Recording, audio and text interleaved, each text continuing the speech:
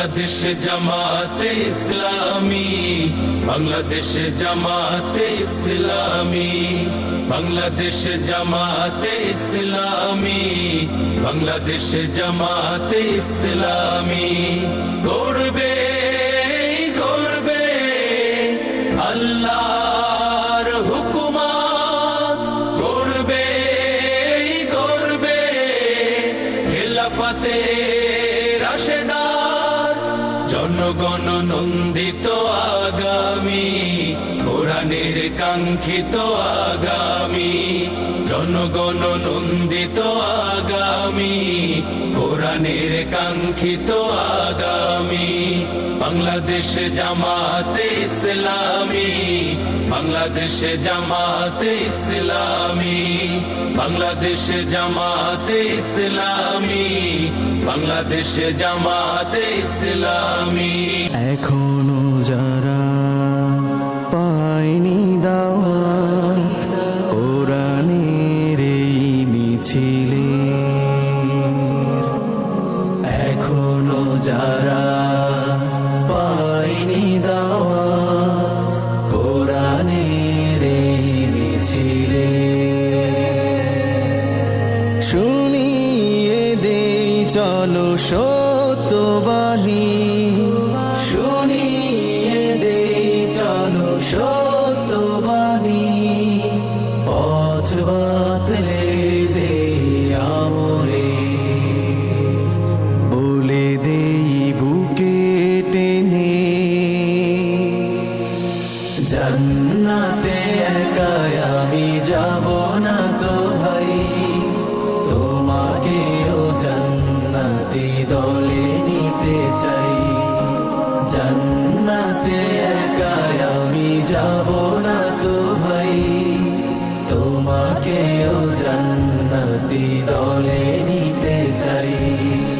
সালাতে আসো যদি প্রতি আজানে, জেনে রেখো এলে তুমি ফুল বাগানে, সালাতে আসো যদি প্রতি আজানে, জেনে রেখো এলে তুমি ফুল বাগানে, যে বাগে রহম ঝরে হয় রোশনাই, যে বাগে রহম ঝরে হয় রোশনাই, শুধু তাই শুধু তাই আহা শুধু তাই, তোমাকেও জান্নাত। ভালো কাজের জন্য আমরা যেন ভালো কাজ করতে পারি, কারণ ভালো কাজের সাথে সাথে আমাদেরকে পরকালের একমাত্র নাজাত।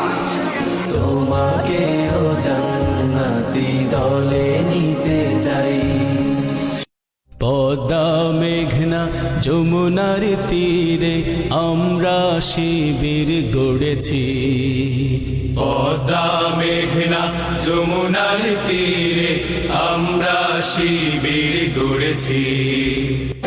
আমরা আল্লাহর আইন মেনে চলবো, আর এই জমিনে আল্লাহকে প্রতিষ্ঠা করার জন্য যারা কাজ করছে তাদের সমর্থন করব, তাদের আলোকে আমরা কি করবো, তাদেরকে পরিচালনা করবো এবং তাদের সংঘবদ্ধ হয়ে আমাদের শক্তিকে আরো বৃদ্ধি করবো। সকলে নবীজি রাস্তা ধরেছি, আমরা শিবির গড়েছি, পদ্মা মেঘনা যমুনার তীরে আমরা শিবির গড়েছি। আমাদের সামনে বক্তব্য রাখার জন্য আহ্বান করছি, নসিহামূলক বক্তব্য রাখার জন্য আহ্বান করছি বারাকা ফাউন্ডেশনের সম্মানিত চেয়ারম্যান, বাংলাদেশ পল্লী উন্নয়ন বোর্ড লাকসাম উপজেলার সম্মানিত ডিরেক্টর, এই এলাকার কৃতি সন্তান, বিশিষ্ট ইসলামী চিন্তাবিদ, বিশিষ্ট গবেষক জনাব মোহাম্মদ নুরুল ইসলামকে বক্তব্য রাখবেন, নসিহামূলক বক্তব্য রাখবেন জনাব মোহাম্মদ নুরুল ইসলাম।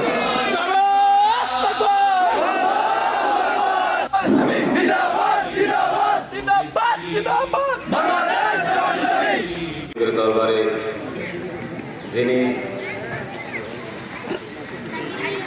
আলমে আরওয়াহ থেকে শুরু করে বিভিন্ন লাভ অতিক্রম করে আলমের দুনিয়ার এই সমস্ত পর্যন্ত আমাদেরকে হায়াত দান করেছেন এবং আজকের এই প্রোগ্রামে আসার আল্লাহ তাআলা দয়া করে আমাদের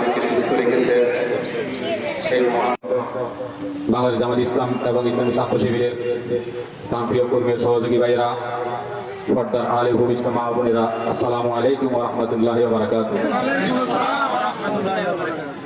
আমরা আল্লাহ তাআলার পক্ষ থেকে হয়তো অনুমতি ছিল, সেই কারণে আমরা এখানে আসতে পেরেছি। কারণ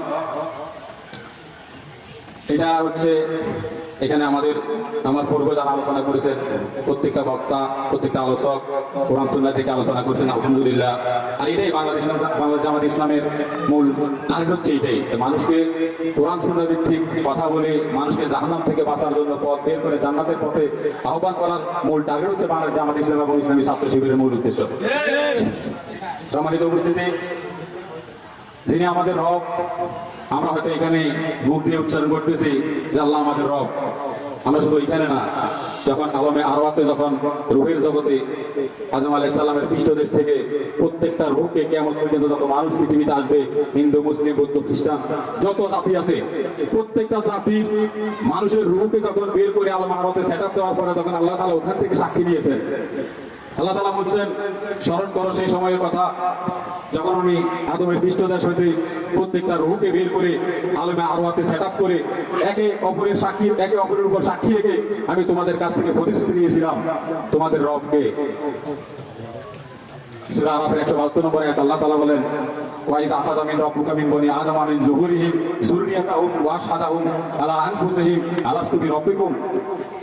তোমাদের রবকে তখন সবাই একসঙ্গে বলছিল, কলু বালা, আমাদের রব হচ্ছে আপনি আল্লাহ। শুধু আল্লাহ বলিস, আমরা সেখানে রব যাই নেই, আমরা আরো বলছি শাহিদ না, আমরা আপনি যে আমাদের রব, আমরা একে অপরের উপর আমরা সাক্ষী আছি। এটা কেন? যেদিন মহাবিচারের দিন, হাসরের ময়দানে যেদিন প্রত্যেকটা মানুষের কাছ থেকে প্রত্যেকটা আল্লাহকে প্রশ্ন করতে না পারে, হে রব, আপনি যে আমাদের মালিক, আপনি যে আমাদের রব, আমাদের সৃষ্টির শুরু থেকে কেন আপনি আমাদেরকে বলে দিলেন না? সেই কারণে আল্লাহ ওখান থেকে স্বীকারোক্তি দিয়ে, আমরা আল্লাহ তাআলার কাছে ওখান থেকে স্বীকারোক্তি দিয়ে বিভিন্ন ধাপ অতিক্রম করে আমরা দুনিয়াতে এসেছি। সম্মানিত উপস্থিতি, মানুষের স্থায়ী হায়াত হলো 5টা, অস্থায়ী হায়াত হলো 5টা, আর স্থায়ী হায়াত হলো একটা। অস্থায়ী হায়াত 5টা হচ্ছে আলমে আরওয়াহ, রূহের জগতে হায়াত, এরপরে আলমে বুতুন, মায়ের গর্ভের জগতে হায়াত, এরপর আলমে দুনিয়ার জীবনে হায়াত, এরপর আলমে বারজাখ, কবর জীবনে হায়াত, এরপর আলমে হাসর জীবনে হায়াত। এই 5টা হায়াত হচ্ছে মানুষের অস্থায়ী। এই 5টা অস্থায়ী হায়াতের মধ্যে সর্বোত্তম এবং সবচেয়ে গুরুত্বপূর্ণ হায়াত হলো এই আমরা বর্তমানে যেটার মধ্যে আমরা আছি, আলমে দুনিয়া। এই দুনিয়ার জীবনে হায়াত হলো মানুষের জীবনে সবচেয়ে গুরুত্বপূর্ণ হায়াত। কারণ এই দুনিয়াটা আল্লাহ তাআলা আমার আর আপনার জন্য এটা পরীক্ষার জায়গা। এই দুনিয়াটা আমার আর আপনার জন্য পরকালে আমাদেরকে রেজাল্ট দেওয়ার জায়গা। আমরা যদি এখানে লেখাপড়া করতে যাই, এসএসসি পরীক্ষা রাখ পর্যন্ত 9 থেকে 10 বছর আমরা অনেক লেখাপড়া করা লাগে। এরপরে যখন আমরা এসএসসি পরীক্ষা দিই, এরপর আমাদেরকে রেজাল্ট দেওয়া হয়। এই দুনিয়ার জীবনটা কারো 1 দিনের, কারো 1 ঘন্টার, কারো 100 বছর, কারো 60 বছর, কারো 50 বছর। অস্থায়ী হায়াতটা পৃথিবীর প্রত্যেকটা মানুষের জন্য হলো পরীক্ষার জায়গা। দিস ইজ দ্য এক্সামিনেশন হল for the all kind of human beings. প্রত্যেকটা মানুষের জন্য এই দুনিয়ার জীবনটা হলো পরীক্ষার জায়গা। এখানে আপনার এই কৃতকর্মের উপর ডিপেন্ড করে আল্লাহ তাআলা আপনাকে পরবর্তীতে হয়তো জান্নাত আর নাহলে জাহান্নাম, ওই হলো আপনার স্থায়ী ঠিকানা। হয়তো জান্নাত আর নাহলে জাহান্নাম, খালিদান ফিহা আবাদা, খালিদান আবাদা। হয়তো আপনাকে জান্নাতে যাওয়া লাগবে আর না আপনাকে জাহান্নামে দেওয়া হবে। ওই হায়াত হলো আপনার হলো স্থায়ী হায়াত, অনন্তকালের জন্য, সেটা হলো স্থায়ী। আর এর আগে 5টা হলো অস্থায়ী। এখন আমরা বাংলাদেশ জামাত ইসলাম এবং ইসলামী ছাত্র শিবির সালাম, ইনশাআল্লাহ আমরা এখানে মনে করেন যে বাংলাদেশে অনেক দলে আছে, অনেক দলের অনুসারী আমরা, আমাদের অনেক নেতা আছে, এটা থাকতে পারে স্বাভাবিক। কিন্তু আমি আপনাদেরকে এই দুনিয়ার জীবনে একটা টার্গেট আর একটা সোর্স হিসেবে আমি আপনাদের কিছু কথা বলতে চাই। সেটা হচ্ছে যে যেদিন আপনাকে হাসরের ময়দানে ডাকতে হবে, পৃথিবীর প্রত্যেকটা মানুষকে যখন একত্রিত করা হবে, আল্লাহ তাআলা হাসরের ময়দানে মানুষকে তিনটা ধাপে ডাকতে হবে। প্রথম ধাপ হচ্ছে কি? ওয়াকুল্লুহুম আতিহি ইয়াওমাল কিয়ামাতি ফারদা। সূরা মরিয়ম ২ নম্বর আয়াত আল্লাহ তাআলা বলছেন, পৃথিবীর প্রত্যেকটা মানুষকে সেফ, সিঙ্গেল, একলা ডাকতে হবে, without your parents, without your friends, without your company, without your any kinds of company. পৃথিবীর প্রত্যেকটা মানুষকে সেদিন তার পিতামাতা ছাড়া, বন্ধু বান্ধব ছাড়া, কোন সঙ্গী ছাড়া সেদিন সেফ। প্রথম ধাপে আপনাকে একলা ডাকতে হবে। দ্বিতীয় ধাপ আসে না পারে, গুরুত্বপূর্ণ জিনিস। দ্বিতীয় ধাপ আপনাকে ডাকতে হবে। সূরা বনী ইসরাঈল ৭১ নম্বর আয়াত, ইয়া মানাদু কুল্লু উনাসিন বিইমামিহিম। দ্বিতীয় ধাপে পৃথিবীর প্রত্যেকটা মানুষকে সে কোন নেতার অধীনে ছিল জমিনে, এই নেতা সহকারে ডাকতে হবে। এবার আপনি সিদ্ধান্ত নেন, আপনি যাচাই বাছাই করেন এই দুনিয়াতে কোন সংগঠনের নেতা, কোন দলের নেতা আপনাকে ভালোর দিকে ডাকে। পরকালে জাহান্নামের আযাব থেকে বাঁচার জন্য কোন দলের সংগঠনের নেতা আপনাকে ডাকে। আপনার কাছে শুনতে খারাপ লাগতে পারে, বিরক্তিকর লাগতে পারে, ইগো লাগতে পারে, অহংকার লাগতে পারে, হিংসা লাগতে পারে, কিন্তু দিস ইজ ট্রু, এটাই হলো বাস্তবতা, এটাই হলো সঠিক। কারণ এই কোরআন এটা হচ্ছে আমার কিতাব, যার সবকিছু সঠিক, এখানে কোনো সন্দেহ নাই। সুতরাং ওয়া মিন গায়বাতিন ফিস সামাই ওয়াল আরদি ইল্লা ফি কিতাবিন মুবিন, সূরা নাহলের 95 নম্বর আয়াত আল্লাহ তাআলা বলেন আসমান এবং জমিনের এমন কোনো গোপন কিছু নাই যা এই কিতাবে লিপিবদ্ধ করা নাই। সুতরাং আমাদের কথা হবে কোরআন সুন্নাহ থেকে। কারণ কোরআন সুন্নাহ থেকে যদি আমরা কথা না বলি, আপনি রাসূল সাল্লাল্লাহু আলাইহি ওয়াসাল্লামের জীবনী অধ্যয়ন করেন, রাসূল সাল্লাল্লাহু আলাইহি ওয়াসাল্লামের দাওয়াতি কাজের পদ্ধতি অধ্যয়ন করেন, ওনার যে দাওয়াতি কাজের পদ্ধতি অধ্যায় আছে সেটা অধ্যয়ন করেন, সেখানে পাবেন মানুষকে ভালোর দিকে ডাকার সর্বপ্রথম হাতিয়ার, সর্বপ্রধান হাতিয়ার হচ্ছে কোরআন। আপনি দেখেন যেদিন হযরত ওমর যেদিন রাসূল সাল্লাল্লাহু আলাইহি ওয়াসাল্লামকে হত্যা করতে রওনা দিয়েছিলেন, তখন পথে কার সাথে দেখা হয়েছিল? নাঈম রাদিয়াল্লাহু তাআলার সাথে। নাঈম রাদিয়াল্লাহু তাআলা কিছুদিন আগে ইসলাম ধর্ম গ্রহণ করেছিলেন। নাঈম রাদিয়াল্লাহু তাআলা কোনোভাবে ওমরকে রাসূল সাল্লাল্লাহু আলাইহি ওয়াসাল্লামকে হত্যা করার মোড় থেকে তাকে ফিরাইতে পারে নাই। পরবর্তীতে একটা কথা বলে ফিরেছে যে তুমি যে মুহাম্মদকে মারতে চাইতেছো, তোমার ঘরে তোমার বোন এবং বোনের জামাই তো ইসলাম ধর্ম গ্রহণ করেছে। বোনকে ফাতেমা আর বোনের জামাইকে সাঈদ রাদিয়াল্লাহু তাআলা। তখন ওখানে গেল, ওখানে যাওয়ার পরে দেখে কি দেখে, ঘরের দরজার বাইরে দাঁড়িয়ে শুনতেছে কে যেন তাকে কোরআন পড়াচ্ছে, ওখানে তাদেরকে কোরআন পড়াচ্ছে। এই ভিতরে কে ছিল? হযরত খাব্বাব রাদিয়াল্লাহু তাআলা সূরা তাহার কয়েকটি আয়াত একটি কাঠের টুকরোতে লিখে এনে সেখানে তাদেরকে কোরআন দিয়ে দাওয়াত দিতেছিলেন। কারণ মানুষ আপনি ভালোর দিকে ডাকবেন কিসের জন্য? হেদায়েতের জন্য। এই হেদায়েতের মূল মেডিসিন কি? যালিকা হুদাল্লাহি ইয়াহদি বিহি মান ইয়াশা, সূরা জুমার 19-23 নম্বর আয়াতের মাঝখানে আল্লাহ তাআলা বলেছেন আমি যদি কাউকে হেদায়েত দিই তাহলে কোরআনের মাধ্যমে দিই। তাহলে আপনি কোরআন দিয়ে যদি দাওয়াত না দেন তাহলে কোনো ফায়দা আছে? কোনো ফায়দা নাই। রাসূল সাল্লাল্লাহু আলাইহি ওয়াসাল্লাম যখন ওনার কিছু সাহাবীদেরকে যখন বিভিন্ন এরিয়া ভিত্তিক যখন দাওয়াতি কাজের জন্য পাঠাইছিলেন যে তুমি এই এরিয়াতে যাও, তুমি ওই এরিয়াতে যাও, তুমি ওই এরিয়াতে যাও, ওখানে গিয়ে প্রত্যেকটা সাহাবী সর্বপ্রথম প্রত্যেকটা মানুষকে কোরআন দিয়ে দাওয়াত দিয়েছিলেন। কারণ তারা জানে রাসূল সাল্লাল্লাহু আলাইহি ওয়াসাল্লামের উপর আয়াত নাযিল হয়েছে আমি যদি কাউকে হেদায়েত দিই তাহলে কোরআনের মাধ্যমে দিই। সেই কারণে সর্বশ্রেষ্ঠ মেডিসিন রাসূল সাল্লাল্লাহু আলাইহি ওয়াসাল্লামের পক্ষ থেকে সাহাবীরা শিক্ষা নিয়ে তাদের প্রত্যেকটা এরিয়াতে এই কোরআন দিয়ে মানুষদেরকে দাওয়াত দেওয়া শুরু করে দিয়েছেন। এই পৃথিবীতে আমি আর আপনি যদি কোরআন সুন্নাহ থেকে আলোচনা না করে, কোরআন সুন্নাহ ভিত্তিক যদি আমরা কথা না বলে, যদি মানুষকে ভালোর দিকে না ডাকি, আল্লাহর দিকে যদি না ডাকি, কিয়ামত পর্যন্ত চেষ্টা করে যাবেন, কোনো ফিডব্যাক পাবেন না, কোনো রেজাল্ট পাবেন না। কারণ এই বন্ধু আল্লাহ তাআলা বলেছেন যে আমি কাউকে হেদায়েত দিলে আমি কোরআনের মাধ্যমে দিই। সম্মানিত উপস্থিতি, যারা যুবক ভাইরা আছেন, মুরব্বিয়ানে কামে আছেন, আপনারা মনে রাখবেন এই দুনিয়াতে আপনি তাহলে আমার টপিক ছিল কোন নেতার অনুসরণ করবেন। আপনি দেখেন সূরা আযমের 67 নম্বর আয়াত পড়েন, ফাকালু রব্বানা ইন্না আতানা সাদাতানা ওয়া কুবরানা ফাআদুল্লুনা সাবিলা। সেদিন নেতা কর্মী যখন জাহান্নামে ঘোষিত হয়ে যাবে, তখন এই কর্মীরা, দুনিয়ার জীবনে কর্মীরা বলবে হে আল্লাহ, এই দুনিয়ার জমিনে সে আমার বড় ভাই ছিল, সে আমার নেতা ছিল, আমি যখন কোনো অপরাধ করতাম তখন থানার ওসিকে ফোন দিয়ে আমার নামে যেন মামলা না নেয় সেটা ব্যাপারে সুপারিশ করতো। হে আল্লাহ, এই দুনিয়ার ইনি আমার বড় ভাই ছিল, উনি আমার অভিভাবক ছিল, উনি আমার নেতা ছিল। 68 নম্বর আয়াত করেন, রব্বানা আতিহিম দিফাইনি মিনাল আযাবি ওয়া লাআনহুম লাআনান কাবীরা। তখন ওই শিষ্যরা, ওই কর্মীরা আল্লাহ তাআলার কাছে বলবে আল্লাহ, তার কারণে, এই নেতার কারণে, বড় ভাইয়ের কারণে আমরা দুনিয়ার জীবনে বিভিন্ন গাফেল কাজের সাথে, বিভিন্ন খারাপ কাজের সাথে জড়িত ছিলাম। আল্লাহ আপনার কাছে আমরা আজকে আমাদের অনুরোধ, আমাদেরকে যে শাস্তি দিবেন আজকে আমার ওই নেতাকে ডাবল শাস্তি দেন, দ্বিগুণ শাস্তি দিয়ে দেন। সুতরাং নির্বাচন করবেন তারা, আপনারা নিজেই আপনার নেতা নির্বাচনটা আগে করবেন, সেটা আপনারাই সিদ্ধান্ত নেওয়া লাগবে। সূরা আল মুমিনের 47-49 নম্বর আয়াত দেখেন, ওয়া ইযা তাহাতুনা ফিন নারি ফায়াকুলু দুআফা লিল্লাযিনা ইসতাকবারু ইন্না কুননা লাকুম তাবআন ফাহাল আনতুম মুগনুনা আন্না নাসিবা মিনান নার। সেদিন নেতার কর্মী যখন একসাথে আল্লাহ মাফ করে জাহান্নামে ডিক্লেয়ার হয়ে যাবে, জাহান্নামে বসে বসে তারা কথোপকথন হবে, হে নেতা, দুনিয়াতে আপনার অনেক প্রভাব ছিল, অনেক শক্তিশালী ছিলেন, অনেক ক্ষমতা ছিল, আজকে আল্লাহ তাআলার কাছে বলে আমাদের জন্য কিছু জাহান্নামের আযাবটা কিছু কমাই দেন। 48 নম্বর আয়াতে নেতা বলবে আল্লাযিনা ইসতাকবারু ইন্না কুল্লুন ফিহা ইন্নাল্লাহা ক্বাদ হাকামা বাইনাল ইবাদ। এটা কিভাবে সম্ভব? আল্লাহ তাআলার পক্ষ থেকে তো আমাদের জন্য এটা ফয়সালা হয়ে গেছে। কে বলবে? নেতায়। ভাই এগুলো সব সত্য কথা, রেকর্ডিং করে নিয়ে নেন, রেকর্ডিং করে নিয়ে নেন। যদি কোরআনের সাথে না মিলে জীবনে কোনোদিন আপনার সামনে কথা বলবেন না, রেকর্ডিং করে নিয়ে নেন। এগুলো সব আল্লাহ তাআলার পক্ষ থেকে, সব আল্লাহ তাআলার ফতোয়া এগুলো। যখন বলবে যে এগুলো তো আল্লাহ তাআলার পক্ষ থেকে আমাদের জন্য ফয়সালা হয়ে গেছে, তখন নেতা এবং সহযোগী কর্মীরা একসাথে জাহান্নামের ফেরেশতার কাছে আপিল করবে। কি বলবে? এই জাহান্নামের ফেরেশতা, এরা কাজ করো। وقال الذين في النار لخزنة جهنم ادعوا ربكم يخفف عنا يوما من العذاب। জাহান্নামের ফেরেশতার কাছে বলবে, এই ফেরেশতা আল্লাহর কাছে আমাদের জন্য আপিল করেন না, অন্তত পক্ষে আমাদের আমলনামা থেকে জাহান্নামের একটা দিনের আযাব যেন আল্লাহ তাআলা আমাদেরকে কমিয়ে দেয়। একদিনের আযাবের জন্য সেদিন নেতা এবং সহযোগী সহকারে আপিল করবে আল্লাহ তাআলার কাছে। চেকিং করে নেন, বাসায় গিয়ে কোরআন মিলাবেন। এখন সিদ্ধান্ত কার? আপনার। আমাদের দায়িত্ব কি? বাংলাদেশ জামাত ইসলামী ছাত্র শিবিরের দায়িত্ব কি? আমার মা যেটা বলছে সুরা গাছের বিষয় ফাযাকির ইন্নামা আনতা মুযাক্কির। আমাদের দায়িত্ব হলো কি? শুধু বলে দিলাম। আমরা বুঝে যাইতেছি, কারণ this is responsibility from our creator. আল্লাহ তাআলার পক্ষ থেকে সেটা আমাদের জন্য কি? দায়িত্ব। একটু আগে যে দায়িত্ব সেটা ঘোষণা হয়েছে, আমাদের ফাদার তিনি বলে গেছেন দিস ইজ দ্য ফর্মালিটি। আসলে এটা ফর্মালিটি, এটা একটা ফর্মালিটি। আমরা তো দায়িত্ব দুনিয়াতে যেদিন এসেছি, আমাদের আমির সাহেব তিনি বলেছেন ইন্নী জাইলুন ফিল আরদি খলিফা, ওই থেকে তো আমরা পৃথিবীর প্রত্যেকটা মানুষ দায়িত্বশীল। প্রত্যেকটা মানুষ, সে রিক্সা টাকার হোক, যে দিন মজুর হোক, সে প্রধানমন্ত্রী হোক, সে স্কুল শিক্ষক হোক, সে যেই লেভেল হোক, সে যেই দলের হোক, সে স্ব অবস্থা থেকে দায়িত্বশীল। আর প্রত্যেকটা মানুষের সাথে তার দায়িত্ব সম্পর্কে জিজ্ঞাসাবাদ করা। তাহলে আপনার জীবনে যদি কোনো দায়িত্ব সম্পর্কে যদি আপনাকে প্রশ্ন করা হয়, রাসূল সাল্লাল্লাহু আলাইহি ওয়াসাল্লাম বলেছেন ইবনে মাজাহ কিয়ামত করবেন হাদিস, বিচারের দিন কোনো মানুষকে যদি আল্লাহ তাআলা তার 60-70 বছর জিন্দেগির একটা কৃতকর্ম সম্পর্কে যদি জিজ্ঞাসা করে, এই পৃথিবীর কোনো মানুষ যত বড় বুজুর্গ হোক না সে কোনোদিন অ্যানসার দিতে পারবে না। আমরা আল্লাহ তাআলা আপনাদেরকে ডাকতেছেন, ওয়াল্লাহু ইয়াদউ ইলা দারিস সালাম। সূরা ইউনূসের 25 নম্বর আয়াতের প্রথম অংশে আল্লাহ তাআলা বলেন ওয়াল্লাহু ইয়াদউ ইলা দারিস সালাম। আল্লাহ তাআলা আমাদেরকে শান্তির নিবাসের দিকে ডাকতেছেন। আল্লাহ তাআলা বলতেছে আমি তোমাদেরকে শান্তির নিবাসের দিকে ডাকতেছি। আর আপনি আমরা নেতার পিছনে ঘুরি, ফজর চলে যায় খবর নাই, জোহর চলে যায় খবর নাই, আসর চলে যায় খবর নাই, মাগরিব চলে যায় খবর নাই, কোনো খবর নাই ওই নেতা।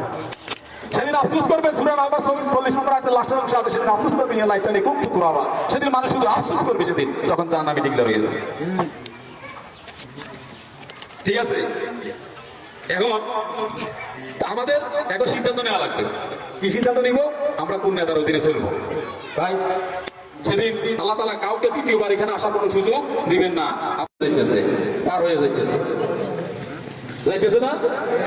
আপনাদের কাছে আমার উদাত্ত আহ্বান থাকবে, যারা স্টুডেন্ট আছেন, মুরব্বী আছেন, এই বারাকা ফাউন্ডেশনের অধীনে বিনা বেতনে কোরআন শিক্ষার ব্যবস্থা করে দিয়েছি। আমি দেখি 8 থেকে 10 কত মানুষ মুসলমান বলে, কত মানুষ এই দোকানে বসে বসে আড্ডা দেয়, কত সেখানে কোরআন শিখতে আসে না। কিয়ামতের দিন আমি বিশ্বাস করেন এই কথা আপনাদেরকে 100 বার জিজ্ঞাসা করবে, 100% জিজ্ঞাসা করবে যে সিরিয়ান উত্তর ভারতে এই বারাকা ফাউন্ডেশনের প্রত্যেকটি সন্ধ্যার পরে কোরআন শিখতে হইতো, তোমরা কোরআন শিখতে যাও নাই, অথচ দোকানে বসে বসে আড্ডা দিতে। কোরআনের বিয়ে কি জানেন? সেদিন রাসূল বলবে ইয়া রাব্বি, হে আমাদের রব, ইন্না কওমি ইত্তাখাযু হাযাল কুরআনা মাহজুরা। সূরা ফুরকানের 30 নম্বর আয়াত আল্লাহ তাআলা বলেন সেদিন রাসূল বলবে হে আমার রব, এই দুনিয়ার এই মানুষগুলো আমার মুসলিম দুনিয়াতে যাহারাল ফাসাদু ফিল বাররি ওয়াল বাহরি বিমা কাসাবাত আইদিন নাস লিইউযিকাহুম বা'দাল্লাযী আমিলু লাআল্লাহুম ইয়ারজিউন। সূরা রুমের 41 নম্বর আয়াত আল্লাহ তাআলা বলে হে দুনিয়ার মানুষেরা, তোমাদের কৃতকর্মের কারণে জলে স্থলে সব জায়গায় আমার পক্ষ থেকে বিভিন্ন আযাব ছড়িয়ে পড়তেছে। ওষুধ কি? লাআল্লাহুম ইয়ারজিউন, আশা করি তোমরা খারাপ কাজ ছেড়ে ভালোর দিকে আসবে। আমরা কি আসতেছি? এত বড় করোনা মহামারী ভাইরাস দিয়ে কত মানুষ মারা গেছে, কত মানুষ ক্ষতিগ্রস্ত হয়েছে। কিছুদিন আগে আমাদের এই বাংলাদেশে বড় বড় বন্যা দিয়া কত মানুষ ক্ষতিগ্রস্ত হয়েছে।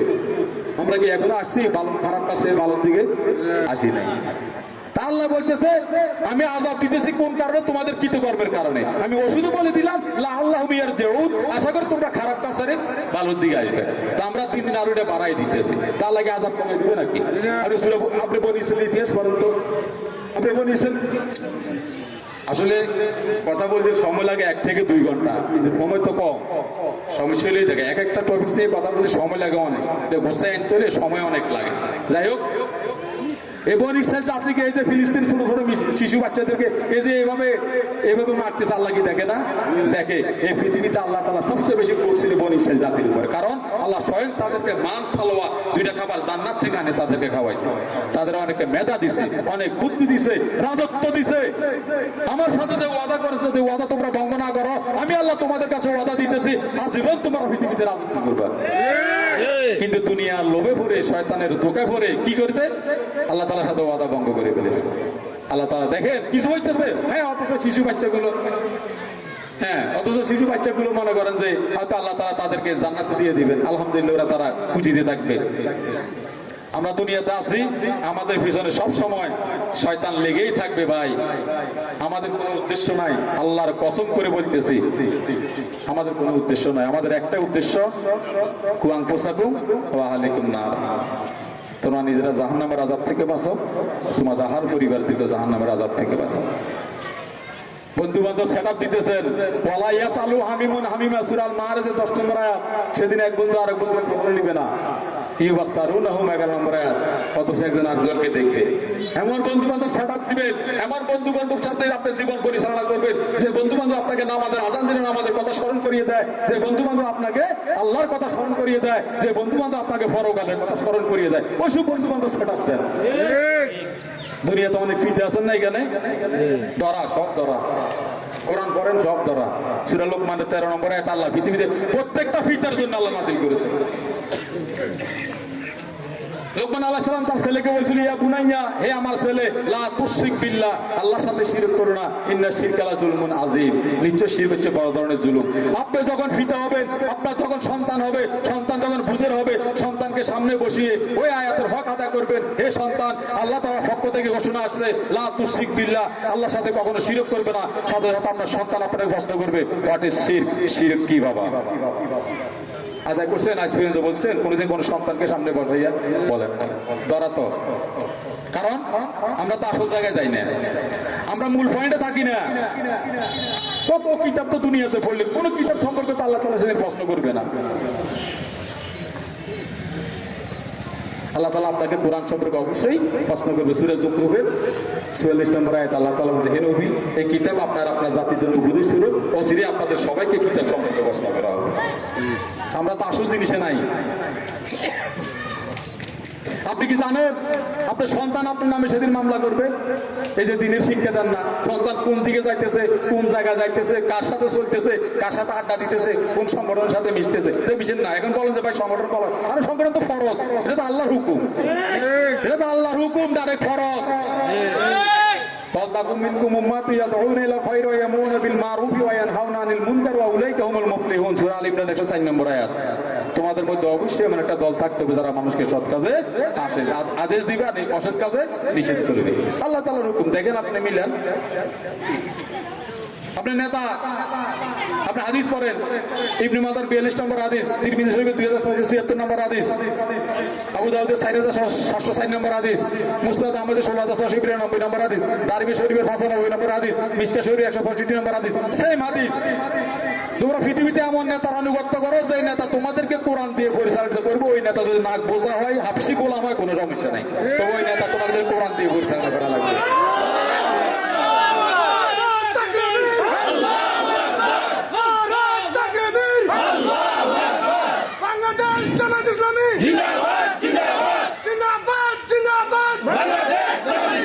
আপনারা এই জন্য এগুলো বলি ভাই, এগুলা আমাদের কোনো ফায়দা নাই, আমরা আমাদের কোনো মানে টার্গেটও নাই। আমাদের টার্গেট একটাই, আমরা বারবার বলি, আমরা মানুষকে জাহান্নামের আযাব থেকে বাঁচার জন্য ডাকবো। হ্যাঁ, আমাদের সমালোচনা করা হবে, এটা আমরা জানি, কারণ স্বয়ং রাসূলুল্লাহ সাল্লাল্লাহু আলাইহি সাল্লামের বিরুদ্ধে সমালোচনা করা হয়েছে। যেদিন রাসূল সাল্লাল্লাহু আলাইহি সাল্লাম বলছিলেন জমিন আল্লাহর, আইন চলবে আল্লাহর, সেদিন থেকে রাসূলের সাথে শত্রুতা শুরু হয়ে গেছে। কারণ আল্লাহর জমিনে যদি আল্লাহর আইন চলে, আমার যে ব্যক্তিগত স্বার্থ আছে এগুলো স্বার্থ হাসিল হবে না, সেই কারণে শত্রুতামি করা শুরু হয়ে গেছে। এই জন্য কোরআনে যারা কোরআনে কথা বলবে, যারা কোরআন সুন্নাহ দিয়ে মানুষদেরকে আল্লাহর দিকে আহ্বান করবে, আপনারা মনে রাখবে, যারা এদের বিরোধিতা করবে, এদের ব্যাপারে ষড়যন্ত্র করবে, তারা বুঝবেন যে তাদের ব্যক্তিগত কোনো স্বার্থের মধ্যে আঘাত আসতেছে। তবে আমার মামা যেটা বলতেছে, এখানে ভয়ের কোনো কারণ নাই। ওয়ামা কারু ওয়ামা কারুল্লাহু ওয়াল্লাহু খায়রুল মাকিরিন। সূরা আল ইমরানের 54 নম্বর আয়াতে আল্লাহ তাআলা বলছে, তোমরা যত রকম ষড়যন্ত্র না কেন করো না কেন, আমি আল্লাহর কাছে কৌশল আছে, আমি কৌশল দিয়ে তোমাদের সব ষড়যন্ত্রকে দুলিচ্ছাদ করে দিই। সিস্টেম সব ওনার কাছে। আমরা তো প্রতিনিধি ওনার, আমরা তো দুনিয়ার কারো গোলামি করি না, আমরা দুনিয়ার কারো গোলামিও করতে চাই না। আমরা তো গোলাম হলাম আল্লাহর, জন্মের পর থেকে আল্লাহর গোলাম, মৃত্যুর আগ পর্যন্ত আল্লাহর গোলাম, সবসময় আমরা আল্লাহর গোলাম। আমাদের টার্গেট কি? একটাই, মানুষদেরকে কোরআন সুন্নাহ দিয়ে মানুষদেরকে আল্লাহর দিকে আহ্বান করব। আমরা চাইবো না, আমরা এখন যদি আমাদের অন্য কোনো দলের কোনো ভাই যদি আমাদের সামনে যদি কোনো অসুস্থ হয়, আমরা দেই না, আমরা সহযোগিতা করতে চাই, আমাদের অন্তর কাঁদে। কারণ আমরা আল্লাহ তাআলার পক্ষ থেকে প্রতিনিধির যে দায়িত্বটা ওটা আমরা মোটামুটি একটা অনুধাবন করার মানুষদের নিয়ে আমরা এখানে আসি বা আসতেছি। বাংলাদেশ জামাত ইসলাম এবং ইসলামী ছাত্র শিবিরের আমি বারবারে বলি মূল টার্গেট হচ্ছে ওইটাই, আল্লাহর জমিনে আল্লাহর দ্বীনকে প্রতিষ্ঠিত করা। আমি সর্বশেষ একটা হাদিসের কথা হয়তো আজান দিয়ে দিবে, মুসলিম শরীফের 6582 নম্বর হাদিস। রাসূল সাল্লাল্লাহু আলাইহি সাল্লাম বলছে পৃথিবীতে কোনো মানুষ তার ব্যক্তিগত আমল দিয়ে সে জান্নাতে যাইতে পারবে না যতক্ষণ না আল্লাহর দয়া না করে। এই হাদিসের উপর আমি একটু চিন্তা ভাবনা করছিলাম, একটু সময় ব্যয় করছিলাম কিভাবে রাসূল সাল্লাল্লাহু আলাইহি সাল্লাম কেন এই কথাটা বললো। পরে দেখলাম সূরা আল ইমরানের 74 নম্বর যখন আয়াত পড়লাম, ইয়াখতাসু বি রাহমাতিহি মান ইয়াশা ওয়াল্লাহু যুল ফাদলিল আযীম, আল্লাহ তাআলা বলতেছে আমি যদি কাউকে দয়া করি তাকে হেদায়েতের জন্য বাছাই করি। তাহলে আমি চিন্তা করলাম একটা মানুষ যদি জান্নাতে যাইতে হয় অবশ্যই তাকে দুনিয়ার জীবনে হেদায়েতের জিন্দেগি করতে হবে, এটা করা লাগবে। তো যেহেতু আল্লাহ তাআলা বলছে যদি আমি কাউকে দয়া করলে তাকে হেদায়েতের জন্য বাছাই করি, তার মানে মূল পয়েন্ট আল্লাহর দয়া। আপনার আমল তো কিছু না, আমলটা কি as a Muslim this is our duty, একজন মুসলমান হিসেবে এটা আপনার আমার দায়িত্ব। কিন্তু জান্নাতের ফয়সালা কার কাছে? আল্লাহ তাআলার কাছে। আল্লাহ তাআলা এমনও তো করতে পারে কোনো কিছু একটা বিনিময় আল্লাহ আপনার উপর সন্তুষ্ট হয়ে আল্লাহ আপনাকে জান্নাত দিয়ে দিবে। এখন আল্লাহর স্পেশাল দয়া পাইতে কি করা লাগবে? লেখাপড়া করেন বুঝতে পারবেন, হাদিস পড়েন বুঝতে পারবেন, কোরআন পড়েন বুঝতে পারবেন, বিশ্ব রাজনীতি পড়েন বুঝতে পারবেন, ইহুদিবাদের মুখোশ পড়েন বুঝতে পারবেন, দ্য সিক্রেট অফ জাইনিজম পড়েন বুঝতে পারবেন, the last new world order পড়েন বুঝতে পারবেন, তালমুদ পড়েন বুঝতে পারবেন। কত কিতাব আছে এগুলো পড়েন, এগুলো পড়লে বুঝতে পারবেন এই বর্তমান সময়ে কোন কাজ করলে আল্লাহকে স্পেশাল ভাবে খুশি করা যাবে। আমি আল্লাহ তাআলা আমাকে যতটুকু জ্ঞান দয়া করে দান করেছে, আমি যতটুকু লেখাপড়া করেছি ওই লেখাপড়া থেকে আমি সবকিছু ব্যয় করে আমি একটু যাচাই করে আমি একটু তথ্য পেয়েছি। সেটা হচ্ছে যে বর্তমানে আল্লাহ তাআলাকে স্পেশালি খুশি করার জন্য একটা কাজ, সেটা হচ্ছে যে আল্লাহর জমিনে আল্লাহর দ্বীনকে প্রতিষ্ঠিত করার কাজে নিয়োজিত থাকা লাগবে। কারণ এই পৃথিবীর কোথাও কোনো জায়গায় আল্লাহর জমিনে আল্লাহর দ্বীন প্রতিষ্ঠিত নাই। সুতরাং আপনি যদি, আমি এখানে বলতে চাই, আপনি যদি এই জমিনে আল্লাহ দ্বীনকে প্রতিষ্ঠিত করার কাজের সাথে নিজেকে মিলিয়ে দিতে পারেন, নিয়োজিত রাখতে পারেন আল্লাহ তাআলাকে সন্তুষ্টি অর্জনের উদ্দেশ্যে, আমি আশা করি আল্লাহ তাআলা আপনার উপর স্পেশালি খুশি হয়ে আল্লাহ তাআলা আপনাকে দয়া করতে পারে। আমরা ইনশাআল্লাহ একমত আছি তো? এটা ছাড়া শান্তির কোনো সিস্টেম নাই। আসলে এই জমিনে নামাজ যেমন ফরজ, রোজা যেমন ফরজ, ঠিক তেমনি ভাবে ফরজ আল্লাহর জমিনে আল্লাহ দ্বীন কায়েম করা তেমন ফরজ। হাকিমুস সালাত যেমন ফরজ আর হাকিমুদ দ্বীনও তেমন ফরজ। যতদিন সমাজ থেকে শুরু করে প্রত্যেকটা স্তরে আপনার আল্লাহর জমিনে আল্লাহ দ্বীন প্রতিষ্ঠিত না হবে, আমি সব জায়গায় কথা বলি, কিয়ামত পর্যন্ত অন্যভাবে সাধন করবেন, চেষ্টা করবেন, কোনোদিন আপনারা শান্তি চোখে দেখবেন না। কারণ ইন্নাল্লাযীনা ইয়াকতুমুনা মা আনজালনা মিনাল বায়িনাতি ওয়াল হুদা মিন বা'দি মা বায়্যানাহু লিন-নাসি ফিল কিতাব উলাইকা ইয়ালআনুহুমুল্লাহু ওয়া ইয়ালআনুহুমুল লাঈনুন। সূরা বাকারা 159 নম্বর আয়াত আল্লাহ তাআলা বলেন, দুনিয়ার মানুষ যখন দুনিয়া পরিচালনা করতে গিয়ে, পুরো দেশের মানুষ যদি রাষ্ট্র পরিচালনা করতে, আমার কাছে একটা টপিক আসছে মাগরিবের পর হচ্ছে কি ইসলামী সমাজ বিনির্মাণে পরিবার ও মহিলাদের দায়িত্ব সম্পর্কে আলোচনা। যাই হোক, আচ্ছা যাই হোক, তো আমাদের ভাই আমরা যারা আছি ইনশাআল্লাহ আমরা সবসময় চেষ্টা করবো। ভাই আমি একটা কথা বলি, সূরা ইনফিতারের 19 নম্বর আয়াত পড়বেন, ইয়াউমা তামলিকু নাফসুন লিনাফসিন শাইআ, সেদিন এমন একটা দিন যেদিন কেউ কারো উপকার করতে পারবে না। আমার বাপ ওই জন্য আমার এখানে বসা আছে, এই আলেমপুরি সভাপতি উনি, আমার বাবা এই সিরিয়ার আলেমপুরি সভাপতি হচ্ছে সূরা আবাসা 34 35 37 নম্বর আয়াত পড়ে, ওইখানে লেখা আছে ইয়াউমা ইউফিরুল মারউ মিন আখিহি, সর্বক্ষণ তার মায়ের সাথে ভাই অস্বীকার করবে, ওয়া উম্মিহি মায়ের সাথে, ওয়া আবিহি পরে অস্বীকার করবে। পরবেলা আপনাকে বাঁচার জন্য আপনাকে পুঁজি তৈরি করে নিতে হবে। কারণ প্রথম দফাতে ডাক দেবে আপনার পিতা মাতা ছাড়া, একলা সেফ একলা। এই জন্য মনিবাব আপনি আল্লাহকে মানেন, মালিক আপনার আল্লাহকে মানতে হবে, আপনি সকল কিছুর তত্ত্বাবধায়ক আপনি আল্লাহকে মানতে হবে। একটা কথা মনে রাখবেন, দুনিয়া সকল মানুষ আল্লাহর আপনার উপর অসন্তুষ্ট থাকুক, যদি মনিব আপনার উপর খুশি থাকে আপনি পার। নারায়ে তাকবীর, নারায়ে তাকবীর, নারায়ে তাকবীর, আল্লাহু আকবার। জামাতের কর্মীরা সারা পৃথিবীতে কালেমার দাওয়াত দিয়েই যাবে। জামাতের কর্মীরা সারা পৃথিবীতে কালেমার দাওয়াত দিয়েই যাবে। কোরআনের আলোকে সমাজ বিনির্মাণ, কোরআনের আলোকে সমাজ বিনির্মাণ, হাজার জুলুম বাধা সারা পৃথিবীতে কালেমার দাওয়াত দিয়ে যাবে। আয় তারুণ্য আয় আয় অগ্নিগিরির লাভার মতো উদ্গিরিত হই, অগ্নিগিরির লাভার মতো উদ্গিরিত হই, দুঃখ শোকের মাঝেও চির উজ্জীবিত রই, দুকুল ভাঙা ঝড়ের মতো নৃত্য তুলে পায়।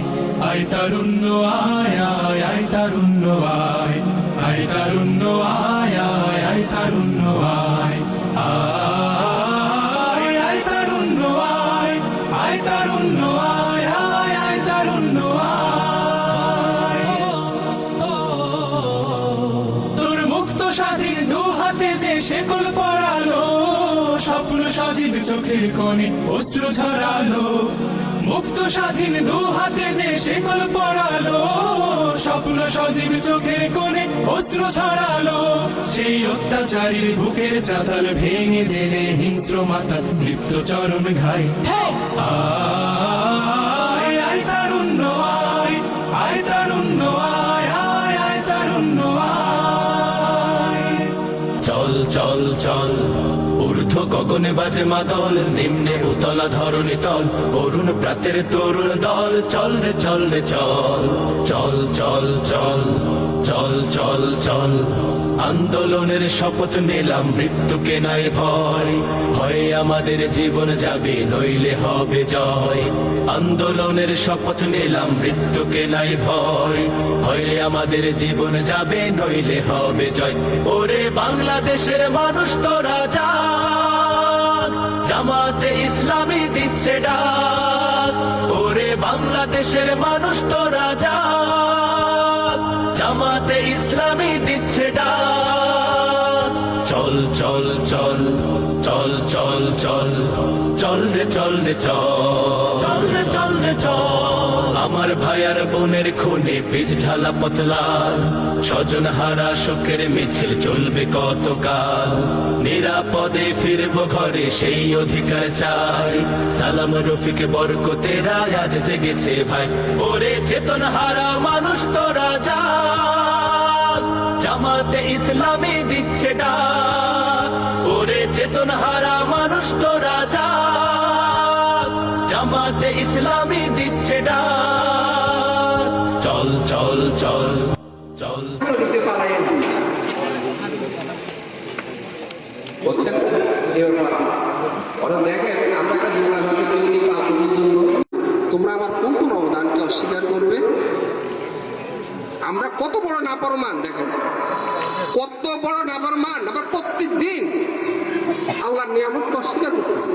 তোর মুক্ত স্বাধীন দু হাতে যে শেকল পড়ালো, স্বপ্ন সজীব চোখের কোণে অশ্রু ঝরালো, মুক্ত স্বাধীন দু হাতে যে শেকল পড়ালো, স্বপ্ন সজীব চোখের কোণে অশ্রু ঝরালো, সেই অত্যাচারীর বুকের চাতাল ভেঙে দিলে হিংস্র মাতা তৃপ্ত চরণ ঘাই।